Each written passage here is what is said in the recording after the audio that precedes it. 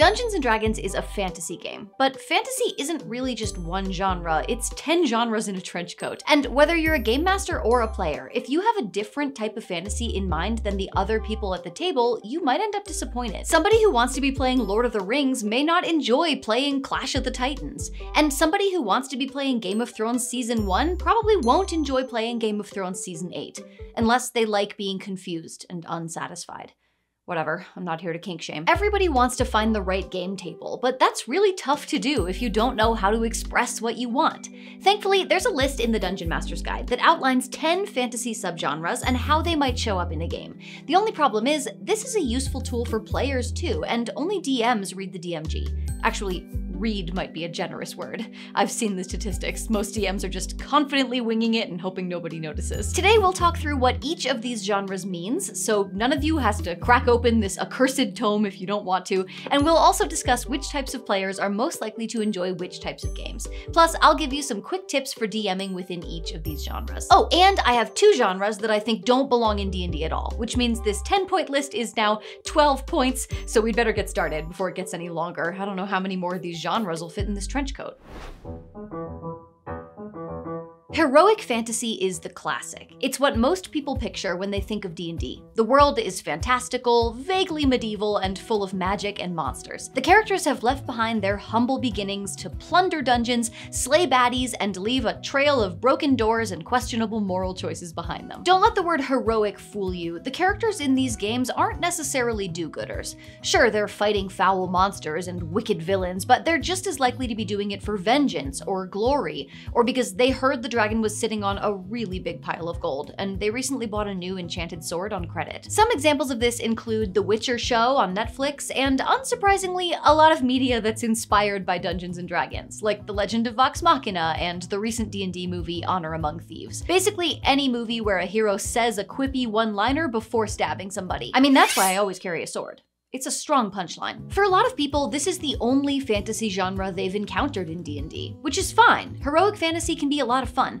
but it can also get a little repetitive, especially if player characters aren't proactive. Without clear goals, it can start to feel kind of like fantasy whack-a-mole, just killing whatever the DM drops into the room next, which also puts a lot of pressure on the game master to keep things interesting. One way to spice up a heroic fantasy game is to mash it up with another genre from this list, like mystery or supernatural horror, but it's worth noting that heroic fantasy doesn't mesh that well with intrigue. These games are action-forward, while intrigue is all about politics and social maneuvering. If your campaign includes at least 3 nobles, some blackmail, and a fake engagement, congratulations, you have officially left the realm of heroic fantasy. Player types who thrive in this genre include fighters, explorers, instigators, and optimizers. Storytellers probably aren't gonna find what they're looking for here unless they're willing to make it themselves. If you're a DM running this genre, focus on throwing fun, varied challenges at your players and giving them the freedom to solve those challenges however they want, even if that solution is burn it down and pretend it was like that when we got here. If possible, let your player characters' goals drive the story, rather than shaping some grand, overarching narrative.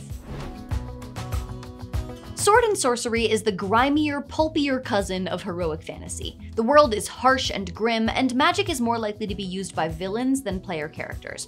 Protagonists are usually morally gray loners, fighters, rogues, and other people who didn't get invited to join the Knightly Order, and honestly, wouldn't have said yes anyway. They're not on a noble quest. They're here to kill the wizard and make off with his treasure. Think 80s classics like Conan the Barbarian, The Beastmaster, Red Sonja, stories where the hero has more hair than armor and often the emotional depth of an angry bear. This genre is great if you want drama without much depth, and the lurking possibility that the party might turn on each other for a better deal. It's not about moral quandaries or the epic battle between good and evil, it's about the kinds of problems that can be best solved with some kind of bladed weapon. Sword and sorcery can pair really well with supernatural horror and war, anything gritty and dangerous where trust is optional and magic can be your villain's primary tool. It doesn't pair as well with epic fantasy, where characters tend to care about silly things like the greater good, or with intrigue or mystery, which rely on on the characters having more than one collective brain cell and being willing to stop killing long enough to rub them together. Player types who thrive here include instigators, fighters, and optimizers. Anyone who enjoys punching first and, if all goes well with the punching, talking never.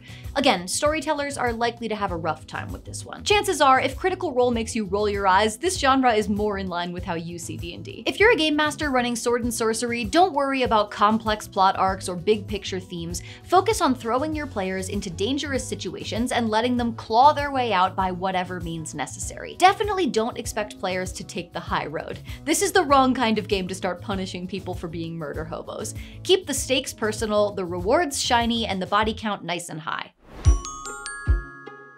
Epic fantasy is what heroic fantasy sounds like it describes, a sweeping tale of noble heroes out to save the world. These stories are about the grand struggle of good versus evil, and players are firmly in the good camp. They're here to save the world, fulfill their destiny, or die trying, but not until they've delivered an impassioned speech about honor or justice or the power of friendship. Think Lord of the Rings, The Wheel of Time, or the Stormlight Archive. The stakes are high, the villains are irredeemable, and the names probably have apostrophes in them. If you love slow burn plots with lots of lore, noble causes, and a dramatic reveal where someone turns out to be the long-lost heir to something, epic fantasy is your genre. It's ideal for players who want to feel important. Players who want that big D.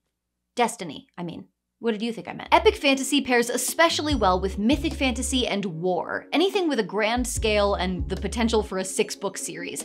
It doesn't mix very well with Sword and Sorcery, as we just discussed, and it's not a great fit for supernatural horror either. Epic fantasy players tend to want to feel powerful, and horror is all about making the player feel vulnerable. Player types who often love epic fantasy include storytellers, actors, and explorers. Anyone who wants to be part of a rich, interconnected world with emotional payoff and dramatic plot twists. Instigators may struggle here, and socializers will probably feel pretty awkward when somebody starts crying at the table in session 30. If you're a DM running epic fantasy, you have gotta commit. You need a world with history, with kingdoms, with gods or dragons or ancient evils. DMs who are passionate about world building thrive in the epic fantasy genre. This is also the kind of game that benefits from tying player character backstories into the larger arc. They should feel like they're part of the story, not incidental to it. Let them become heroes, earn noble titles, fall in love, and yes, kill things, but only once they're certain it's the right thing to do. Only then can we face the greatest challenge of all, a 60-second ad break. Picture this. The party has just defeated a gelatinous cube. There were acid burns, there was a ton of screaming, one guy's pants got dissolved. Very heroic stuff. Alongside the loot, the Game Master hands you these. Gummy candy, courtesy of today's sponsor, Brass Dragon Bistro. But these aren't just snacks. They're snacks with stats. Every candy has rules that you can use in your game. Blue raspberry gives you acid resistance. Goodberry, poison. Ginger, psychic. Or maybe the DM rewards a clever plan with cosmic caramels in elven espresso flavor. You take a bite, you gain advantage on your next intelligence check, and disadvantage on resisting the urge to eat the whole bag. Brass Dragon Bistro is woman-owned, D&D obsessed, and makes candy that tastes good and does good. All of the coffee, tea, and spices they use to make their candy are direct trade, and all their packaging is biodegradable and recyclable, so even the wrappers are more good aligned than half your party. When the samples arrived, I entered a fugue state and inhaled the entire package of Champion Chai caramels. They are stupid good. As soon as I turn off this camera, I am eating the rest. Whether you're rewarding your players, bribing your DM, or scarfing them alone in your office like an unsupervised toddler, take 10% off your order with code GinnyD at brassdragonbistro.com. Plus, order by July 15th and get a free adventure download.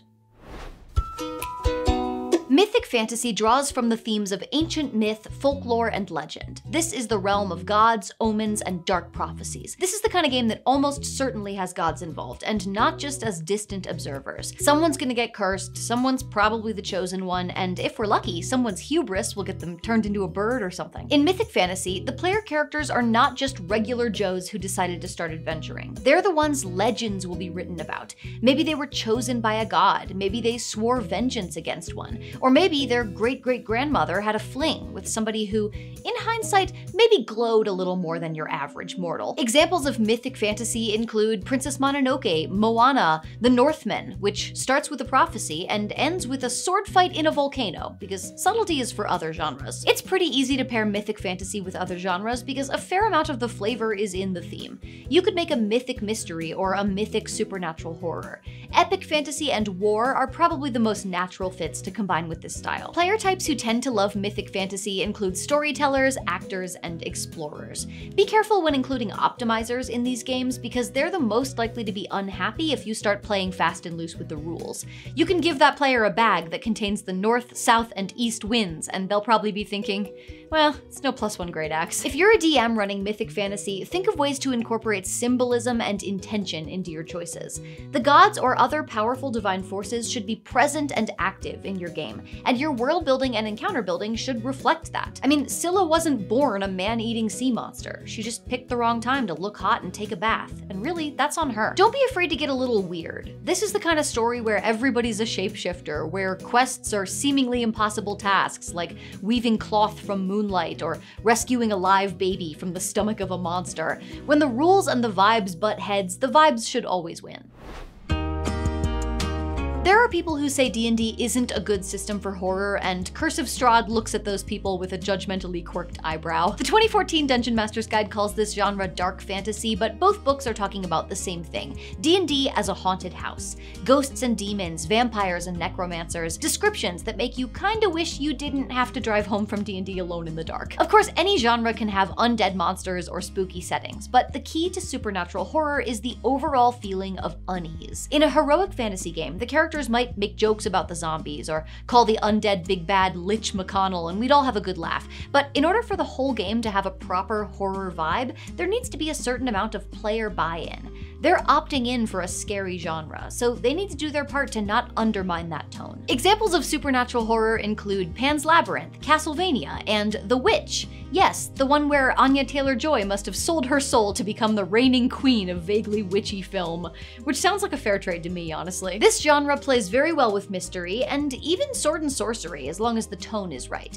It's generally a little too dark to combine neatly with epic fantasy or with swashbuckling. Lots of player types can enjoy supernatural horror. The dividing line is less about what kind of gameplay people like and more about whether or not they like horror. Some people just aren't into it, and while I pity those who will never get to see The Exorcist, or Midsommar, or Carrie, or It Follows, The Shining, Get Out, The Wicker Man, The Descent, The Thing, The Fly. Sorry, I got carried away. Like a woman possessed. Anyway, the point is, I get it. Not everyone enjoys the feeling of fear. But as long as everyone's into it, these kinds of games can be a lot of fun. DMs running supernatural horror will want to focus on creating atmosphere and building anticipation. Make sure players dread what's coming long before it actually arrives. But above all, make sure your players still have agency. It's fun for the characters to feel powerless sometimes, but your players should always feel like they still get to make their own choices. You're going for tension, not a hostage situation. Welcome to Intrigue, the genre where nobody says what they mean, everyone has a knife hidden somewhere, and there is a non-zero chance that you'll find out after a year of sessions that one of the player characters was a double agent the whole time. Intrigue is all about schemes, secrets, and politics. It's less role initiative and more role insight. Sure, combat still happens, but it's usually a sign that someone made a terrible mistake. The real battles in an Intrigue game are fought in whispers and blackmail and back-alley deals, and that means players absolutely have to know what they're signing up for. If someone shows up with a full barbarian build, they're gonna feel pretty sheepish when they realize they brought a great axe to a battle of wits. Think Dune or early seasons of Game of Thrones, before people started solving political problems with dragonfire. Not naming any names. Intrigue is one of the most distinct genres on this list. While you can incorporate some intrigue into nearly any type of campaign, it's very easy for this genre to leave martial characters on the sidelines. I think it does pretty well when meshed with mystery or war campaigns, but it can easily clash with more straightforward genres like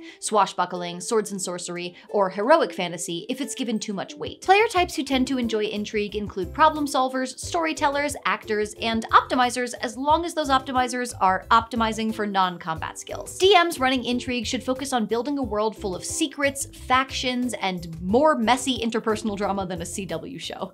Every major NPC needs a goal that drives their choices, even if the players never uncover it. Or better yet, uncover it, misunderstand it completely, and make everything worse. Social encounters should hit as hard as combat, and deserve just as much prep.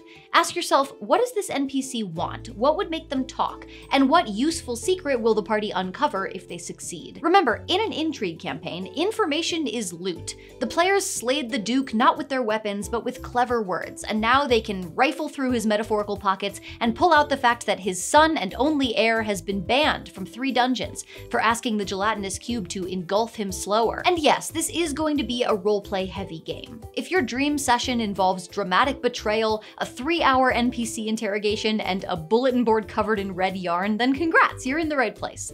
Just be warned, maybe the real villain was the friends you made along the way.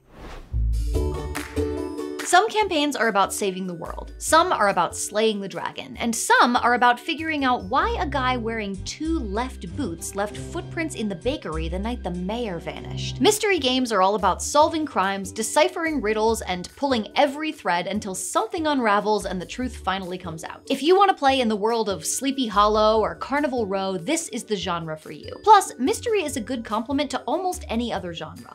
All kinds of stories can include a mystery as part of their plot without becoming a full-on Agatha Christie novel. In fact, I'd be surprised if anyone had played a D&D game that didn't include at least one mystery. Player types who thrive here include problem solvers and explorers. Basically, anyone who jumps out of their chair the minute an NPC takes just a second too long to answer a question about where they were last night. DMs running a mystery game should know one thing up front: your players will miss your clues. Almost all of them. Just assume that what seems painfully obvious to you will most likely be completely invisible to them. You'll need to scatter plenty of breadcrumbs, and be ready to give them a nudge when they get stuck arguing over whether or not the goat should be a suspect. To maintain a sense of urgency, you'll want to make sure the situation constantly escalates. If they're hunting a killer, more people should die. If they're tracking a thief, more stuff should go missing. If they're looking for a shapeshifter, I would be disappointed if they weren't rolling insight checks against each other within the week. Pacing mysteries in D&D can be tricky. You can't always control when the players solve something, so build in some structure that prevents them from spontaneously guessing the whole thing in session 2. Maybe they need all 3 keys to open the vault. Maybe the ritual can't be interrupted until the blood moon. Maybe the villain's lair can only be opened on leap days. That'll give you a few years to stall. Oh, and don't forget the wild card, magic. There are plenty of D&D spells that can ruin your mystery if you don't think about them in advance. Speak with Dead, Zone of Truth, Detect Thoughts, Scrying. Any one of these could solve most traditional mysteries in a matter of minutes. But with a little forethought, you can make sure none of your dead bodies still have heads. Ooh, what a clip that'll be out of context. Swashbuckling is all about dashing heroes, witty banter, and dramatic flair. It's a genre where style matters just as much as substance, possibly more. If there was ever a time to bust out the cloak of billowing, it's in a swashbuckling campaign. Expect daring escapes, chase scenes, and at least one formal duel after a character causes offense at a fancy shindig. At least one character could be accurately played by Antonio Banderas. Sorry, did that age me? Pedro Pascal, then. If epic fantasy is the noble heart of the genre list, swashbuckling is the flirty wink from across the tavern. Picture Pirates of the Caribbean, The Princess Bride, The Mask of Zorro. If anybody interacts with a chandelier in any way during a fight scene, you're golden. This genre plays well with any other genre that's allowed to be overdramatic and fun. Heroic fantasy, and even crossing the streams. I know, we've barely mentioned that one. It doesn't mix as well with supernatural horror or intrigue. Swashbuckling players are too busy leaping from windows onto horseback and kissing dangerous people to practice anything like restraint. Actors and instigators tend to have a lot of fun with swashbuckling. DMs running these games should focus on bold action and cinematic set pieces, like rooftop chases and dastardly plots that must be foiled. Social challenges and combat should take up roughly equivalent space, including the occasional romantic subplot if your table's up for that. And speaking of romance, don't underestimate the power of a ship. No, literally, give them a boat. Not only is piracy a staple of the swashbuckling genre, but a ship lets players bounce between exotic locations so they can cause trouble and then narrowly escape the consequences. It's important not to police player characters too much in this kind of game. Being bold and daring should be rewarded in this genre, not punished. Oh, one last thing, everybody should get to play a charming character if they want to, regardless of whether or not they personally know how to flirt or lie or deliver witty repartee. It's the DM's job to treat high charisma characters as high charisma, even if the player has no riz. And yes, I hate that I just said the word riz as much as you do.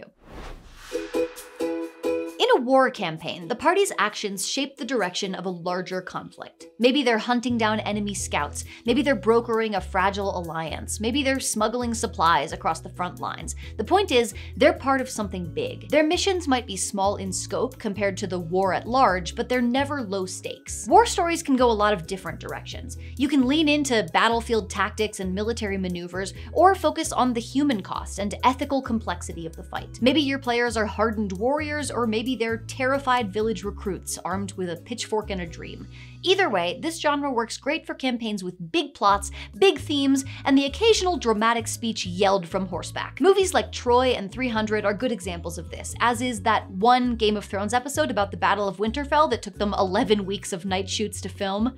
I'm sure it would have been great if we could see any of it. Basically, they're stories where the characters aren't just lone wolves, they're fighting for what they believe in, alongside thousands of fellows. But they're not just foot soldiers, they have the power to really change the direction of the conflict. This genre goes well with epic fantasy, and can also mix with intrigue or sword and sorcery, depending on whether you go all politics or no politics. Player types who tend to enjoy war campaigns include fighters, optimizers, and problem solvers.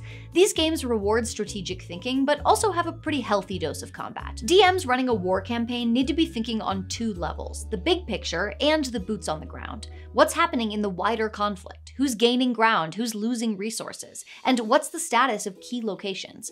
The players don't need to know all of this, but you do, because their actions need to ripple out and change things. If they assassinate an enemy general, their side should gain an advantage. If they sabotage a supply line, their allies should be better equipped. And if they fail to stop the enemy ritual to raise a bunch of undead reinforcements, well, guess who's on skeleton cleanup duty? One of the strengths of this genre is the chance to explore both large-scale strategy and intimate human experiences. You're not just telling a story about armies, you're also telling a story about soldiers. Ideally the kind who enter the combat covered in mud, badly wounded, and cradling a dying NPC that they only met 3 sessions ago.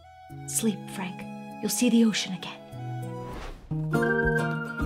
Crossing the streams is what happens when fantasy gets bored and decides to invite sci-fi, time travel, and urban fantasy to come by for a sleepover. Portals, parallel dimensions, spaceships. If you've ever wanted to fend off laser fire with a longsword, this is your genre. Maybe you fall through a portal and find yourself in the world of one of your favorite movies or books. Maybe the party finds an abandoned research facility buried under a mountain and accidentally reactivates the cryo chamber marked "Do not, under any circumstances, unfreeze." Maybe your campaign starts out in a fantasy kingdom, but then a mysterious rift opens to your living room and your characters come hang out with you. If that sounds like an embarrassing level of self-insert to you, it's important that you know that Elminster, one of the most powerful wizards in Faerun, canonically traveled to modern-day Earth to hang out with Ed Greenwood.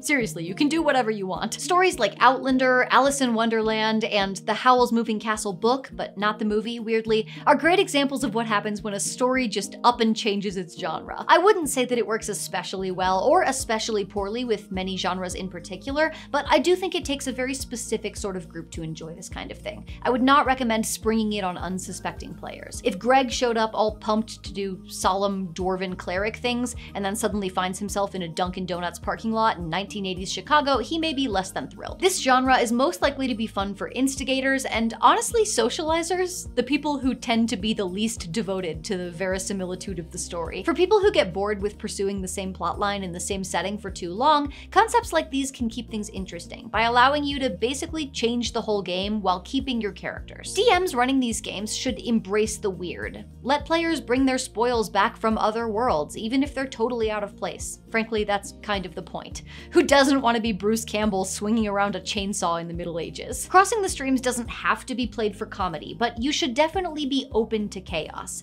If they find a phaser in a spaceship and then bring it back home to shoot goblins with, you have no one to blame but yourself. In case it wasn't clear by me talking about mixing genres the whole time, none of these are all or nothing. And I'm sure there'll be people who think that I miscategorized some of my examples. That's because genre isn't really a quantifiable division. Most games will have little pieces of almost all these genres at some point. Think of them less like a box that you have to close yourself into and more as a set of tools that you can use to communicate about games.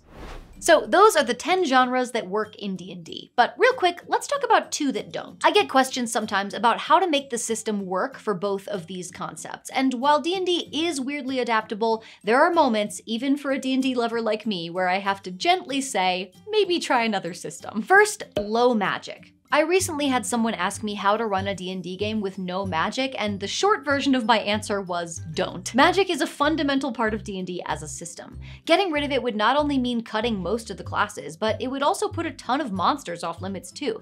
Not to mention that the game is balanced around the existence of magic, not just for dealing damage, but also as the only significant source of healing.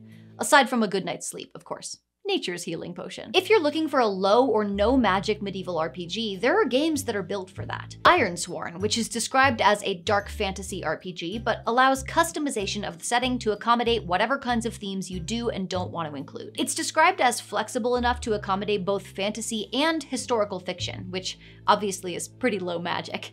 Best of all, it's free, so if it turns out that you actually do want magic, you can just quietly delete the PDF and nobody has to know. The other theme I don't think D&D is good for is non-violence. If you're looking for a low or no combat game, you technically can pull it off in D&D, but you're going to be ignoring a pretty significant chunk of the mechanics.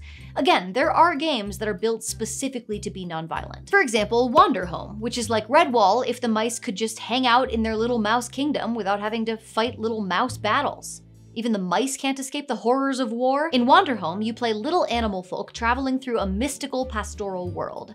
It's not just combat-free, it is explicitly anti-violent. The world has already been through war, and now, as the game says, there is no violence here anymore. There's even a playbook called the Veteran, who carries a sword that they're never meant to draw again. Technically, they can unsheath it and kill someone, but if they do, the character is immediately removed from the game. Or if you want to fall somewhere a bit more moderate on the cute pastoral animals to brutal murder hobos spectrum of gaming, Blades in the Dark might be a good option. I know the word blades in the title makes that sound unlikely, but I'm living proof that you can talk a lot about swords and still be completely harmless. Characters can fight, but there are no specific rules for combat. It's handled the same way as any other action in the game is handled. That means if you want to play Blades in the Dark with little or no combat, you can choose to do that. Some will argue that other genres from this list would also be better served by other games, and that's probably true. There are games built for mysteries, built for horror, built for modeling large-scale military movements, but you're also allowed to just like D&D and want to play D&D. And if you do, this genre list is a great tool to bring to the table for Session Zero. The best games happen when everyone is on the same page. Pair it with the list of player types and you'll be way ahead of the game when it comes to understanding what kind of story your group actually wants to tell. Whether that means making a red yarn-covered conspiracy corkboard or attempting to smuggle a sci-fi phaser into a medieval feast hall. You can find my video all about player types right here. It'll help you figure out if your players are actors or instigators or, you know, the kind of people who get banned from 3 dungeons for how they talk to oozes.